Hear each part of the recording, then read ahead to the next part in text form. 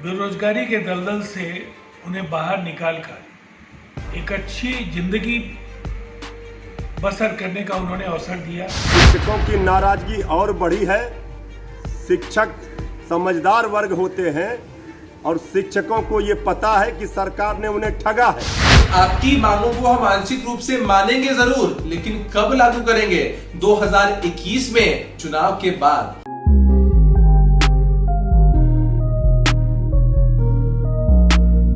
नमस्कार, मेरा नाम बिरजू है और आप मुझे भारत लाइव पे देख रहे हैं। लगातार कई महीनों से नियोजित शिक्षक धरना प्रदर्शन कर रहे थे, पुलिस की लाठियां खा रहे थे, लेकिन इनको सुनने वाला कोई नहीं था। बिहार विधानसभा चुनाव से पहले नीतीश कुमार ने एक जबरदस्त चुनावी कार्ड खेला है। आपको बता दें कि मंगलवार को हुई कैबिनेट की बैठक ने नीतीश कुमार की सरकार ने न केवल नियोजित शिक्षकों के लिए सेवा शर्त नियमावली को मंजूरी दी, बल्कि जो उनको वेतन थे उनमें 22% की वृद्धि भी की घोषणा कर दी है। आपको बता दें कि ये जो वेतन 22% की वृद्धि की घोषणा की गई है, ये 1 अप्रैल 2021 से लागू होता है।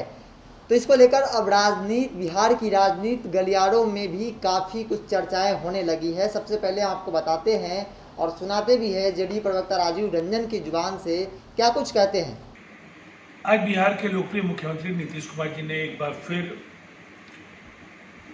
एक बड़ी सौगात नियोजित शिक्षकों को दी है। बेरोजगारी के दलदल से उन्हें बाहर निकालकर एक अच्छी जिंदगी बसर करने का उन्होंने अवसर दिया और पिछले दिनों उन्होंने संकेत दिए थे कि सेवा शर्तों को लेकर के भी कुछ फैसले आ सकते हैं और अपने वायदे को उन्होंने पूरा करके दिखाया है। आज कैबिनेट की मंजूरी के साथ नई सेवा शर्त नियमावली का लाभ अब शिक्षकों को मिलेगा और निसंदेह इससे उनके जीवन स्तर और सेवा शर्तों में एक गुणात्मक बदलाव की उम्मीद बढ़ गई है। तो आपने सुना राजीव रंजन को। अब आपको बता दें कि आरएलएसपी के मुख्य प्रवक्ता अभिषेक झा, जिन्होंने इस घोषणा को लॉलीपॉप बताया है और क्या कुछ कहते हैं जरा सुन लीजिए। बिहार की सरकार ने नियोजित शिक्षकों को चुनाव से पहले एक लॉलीपॉप जरूर थमा दिया है। इतने वर्षों से नियोजित शिक्षक अपने हक की लड़ाई लड़ रहे थे, सड़क पर संघर्ष कर रहे थे, लेकिन उस वक्त इसी बिहार की सरकार के द्वारा उनका स्वागत आंसू गैस के गोलों और लाठी चार्ज के द्वारा होता था। अब समझ में आता है कि क्यों नीतीश कुमार जी अपने भाषण में इस तरह के शब्दों का इस्तेमाल करते थे कि आपके लिए जो भी करेंगे हम ही करेंगे, हमारी सरकार ही करेगी। क्योंकि उनके मन में यह बात थी कि जो भी फैसला लेना होगा, जो भी शिगुफा देना होगा, चुनाव से पहले लेंगे, ऐन वक्त पर लेंगे, ताकि हम इसका कोई लाभ ले सकें।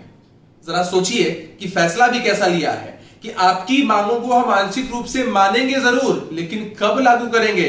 2021 में, चुनाव के बाद। आमतौर पर जब भी इस तरह की मांगों पर विचार होता है और इसका कोई भी लाभ होता है तो उसका एरियर जोड़ कर दिया जाता है।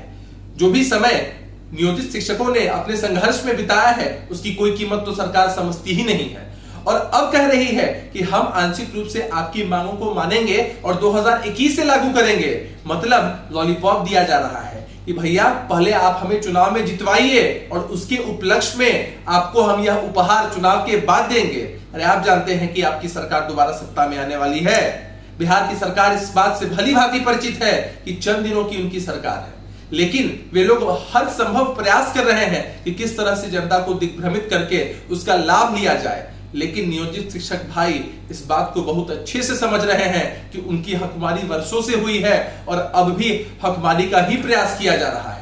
सोशल मीडिया को आप उठाकर देख लीजिए, हर तरफ आपको नेगेटिव कमेंट ही दिखाई पड़ेंगे बिहार सरकार के ऐसे फैसले के अनुरूप। इसलिए मैं साफ साफ कह देना चाहता हूं कि इस बार इनकी सरकार नहीं आने जा रही है और इस तरह के फैसलों से यह दर्शाते हैं कि इनके लिए सबसे जरूरी कुछ है तो चुनाव में किसी भी हथकंडे से जीतना है। जनता की भलाई से इन्हें कोई मतलब नहीं है। बिहार सरकार ने चुनाव के समय लॉलीपॉप दिखा करके शिक्षकों की नाराजगी दूर करने का प्रयास किया है।